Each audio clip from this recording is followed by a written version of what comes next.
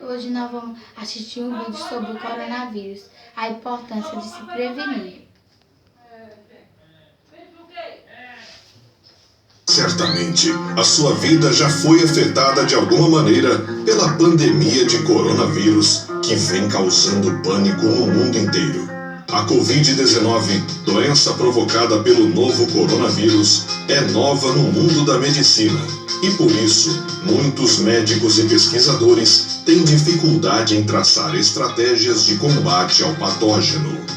Eu sou William Toffoli, narrador do Mistérios do Mundo, e hoje você vai saber como o novo coronavírus age no corpo humano.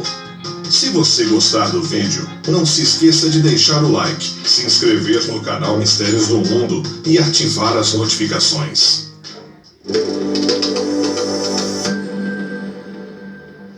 Governos do mundo inteiro vêm aplicando severas restrições em seus territórios e incentivando as pessoas a permanecerem o máximo possível dentro de suas casas para evitar que o contágio seja ainda mais veloz e mortal.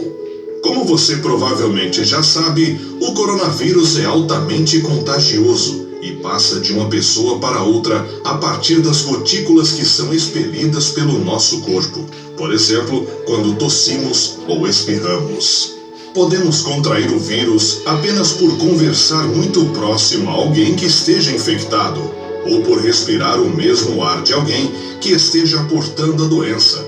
É justamente por conta disso que a recomendação para quem não pode ficar em quarentena dentro de casa é lavar constantemente as mãos com água e sabão e usar álcool em gel quando não for possível lavá-las adequadamente. É prudente também não tocar os olhos, nariz e boca, principalmente na rua e dentro de ambientes com aglomeração de pessoas, para evitar que o vírus seja levado até as mucosas. Mas e se todas essas medidas não forem suficientes e você ainda assim acabar contraindo o coronavírus? O que vai acontecer com o seu corpo? Bem, é importante saber primeiramente que o SARS-CoV-2, o coronavírus que começou a se espalhar na China ainda no ano passado, ataca principalmente as vias respiratórias de suas vítimas. O vírus é incapaz de entrar em tudo o que vê pela frente. Ele requer uma entrada específica, mas esses parasitas invisíveis têm uma carta na manga: as proteínas Spike. Essas proteínas são protuberâncias pontiagudas ao redor do envelope viral, resultando em um formato de uma coroa, daí o nome coronavírus. Essas proteínas conseguem se conectar com certos receptores em nosso corpo. Por isso, quando os vírus estão do lado de dentro, eles procuram por essas fechaduras nas células. O SARS-CoV-2 consegue se conectar a uma proteína chamada ACE2, que está presente em vários tecidos do nosso corpo, incluindo nariz e boca. E como o coronavírus tem acesso ao nosso corpo exatamente por esse sistema, ele não precisa procurar muito para encontrar suas vítimas. Assim que encontra os receptores ACEs, as spike do vírus se conectam à proteína e faz com que a célula o englobe, depositando seu material genético.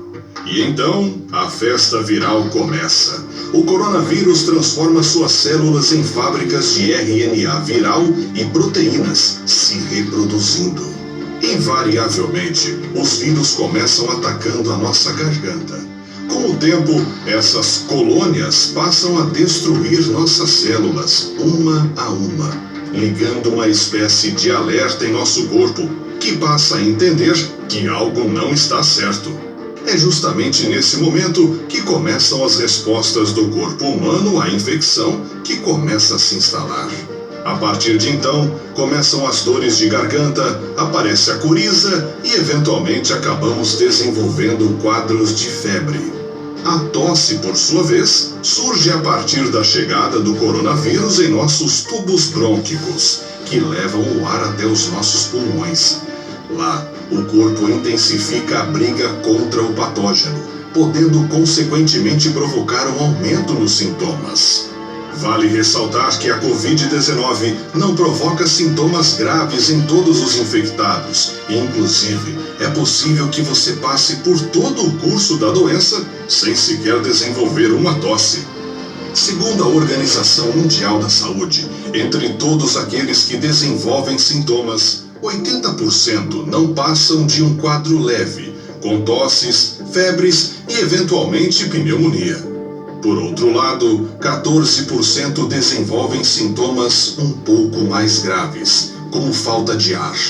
Por último, 6% enfrentam a face mais perigosa da doença, onde há choque séptico, falência de órgãos, insuficiência pulmonar e risco de óbito.